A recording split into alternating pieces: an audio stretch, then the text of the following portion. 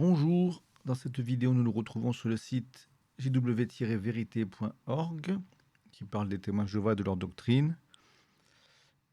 On est sur une page, un article qui parle du livre destiné aux anciens. Les anciens, c'est l'équivalent des curés chez les témoins de Jéhovah.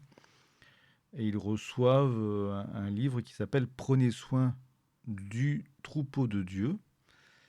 Et il a été mis à jour récemment, notamment dans le cadre des nombreux procès. Enfin, il y a eu pas mal de soucis liés à des cas de pédophilie de par le monde, et notamment beaucoup, le cas principal en Australie. Enfin, quand je dis le cas, c'est un procès, mais ça concernait des centaines de cas de pédophilie. Et on va pouvoir lire en fait cet article qui indique ce qui a changé. Il y a eu du changement en mieux quand même, hein. On n'est pas là pour faire que, que taper sur les témoins de Jéhovah. Là, pour le coup, même si tout n'est pas parfait, il y a de l'évolution dans le bon sens. Je vais lire ce qui est écrit par Thomas sur son site. Le nouveau livre secret des anciens a fuité. Il s'appelle désormais Prenez soin du troupeau de Dieu et intègre les toutes dernières mises à jour effectuées par l'organisation, en rapport notamment avec avec le traitement des cas de pédophilie. L'ancien livre Faites paître le troupeau de Dieu, paru en 2010 et révisé en 2015, commençait à accuser le poids des ans, notamment concernant la gestion interne des affaires de pédophilie. Confrontée à de nombreux procès à travers le monde, l'organisation s'est vue obligée d'effectuer quelques aménagements dans ses règles et procédures, bien qu'il y ait encore une bonne marge de progression. Un chapitre entier, 12 pages, traite de la question des abus sur enfants. On y trouve les règles suivantes. On informera donc clairement la victime, ses parents ou toute autre personne portant devant les anciens une accusation de cette nature qu'ils ont le droit de signaler les faits aux autorités publiques. Les anciens ne font aucun reproche à celui qui décide de faire un tel signalement. Donc c'est selon Galates chapitre 6 verset 5 et on trouve ça dans le chapitre 14 du livre paragraphe 4. On regrette, dit le site, que cette formulation soit un peu molle et que la dénonciation aux autorités ne soit pas faite systématiquement. On poursuit avec toujours le même chapitre, paragraphe 6.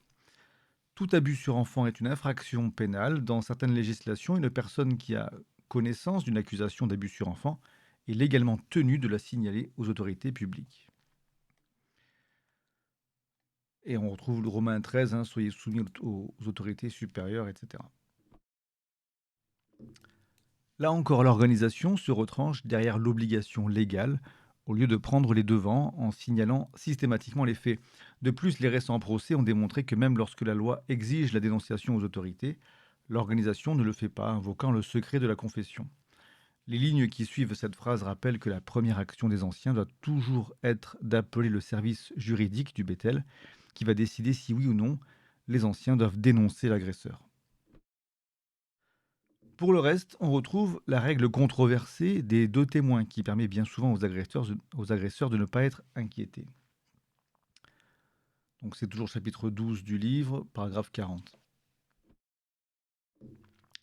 On doit avoir 2 ou 3 témoins oculaires et pas simplement le témoignage de personnes répétant des propos qui leur ont été rapportés par oui-dire. On ne peut prendre aucune mesure envers quelqu'un si on n'a qu'un témoin. Si on a 2 ou 3 témoins du même type de faute, mais que chacun a été témoin d'un incident différent, les anciens peuvent prendre en compte leur témoignage. Bien que de tels témoignages soient acceptables pour établir la culpabilité, il est préférable d'avoir 2 témoins du même fait. Le témoignage de mineurs peut éventuellement être pris en compte. C'est aux anciens de déterminer si leurs déclarations sont crédibles.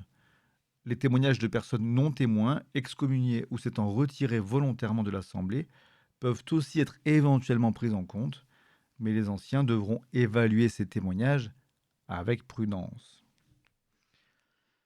Bon, bien sûr, hein, c'est cette règle de deux témoins qui, dans de nombreux cas, crée des ravages. Donc, c'est dommage qu'ils tiennent absolument à la conserver.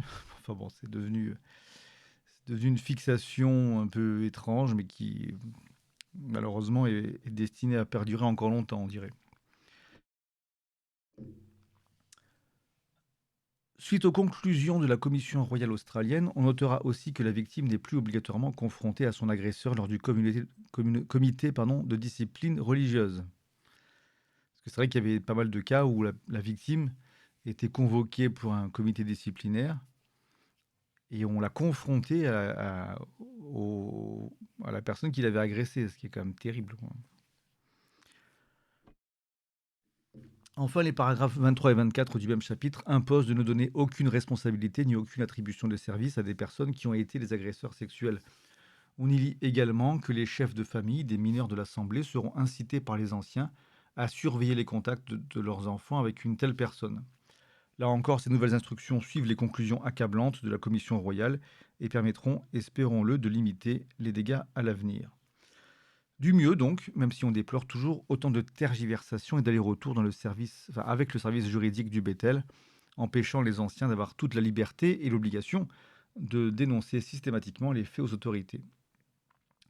C'est toujours le même refrain, l'organisation préfère ne pas salir son image de marque plutôt que d'agir contre ces crimes en les dénonçant automatiquement. On remarque aussi que c'est toujours contrainte et forcée par les autorités du monde que l'organisation met en place ces petites évolutions dans ses procédures. Il y a encore du chemin à parcourir, mais en attendant, combien de victimes et de procès faudra-t-il encore? Pour terminer, il est toujours édifiant de rappeler les règles ignobles de l'organisation concernant la fréquentation d'un excommunié ou d'un retiré volontaire par les membres de sa famille.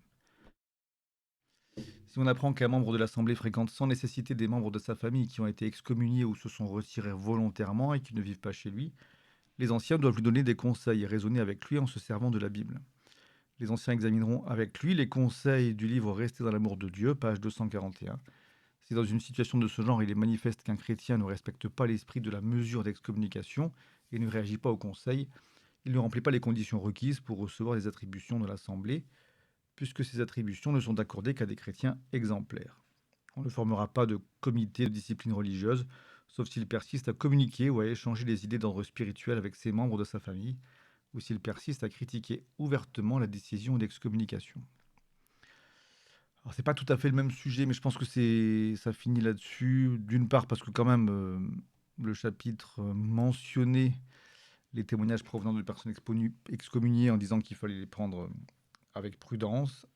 Et il y a aussi quand même pas mal de cas où il y a eu des abus sexuels qui ont été compliqués par l'excommunication.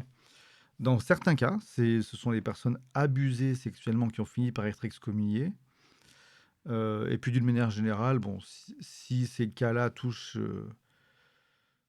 des familles qui sont divisées par les mesures d'excommunication, évidemment, ça va compliquer la communication et la justice à ce sujet. En tout cas, bah, comme on disait, hein, il y a eu du mieux, mais il y a encore, il y a encore de quoi progresser. En tout cas, voilà ce qu'on peut dire sur le sujet. Je vais m'arrêter là et je vous dis à une prochaine fois pour d'autres vidéos.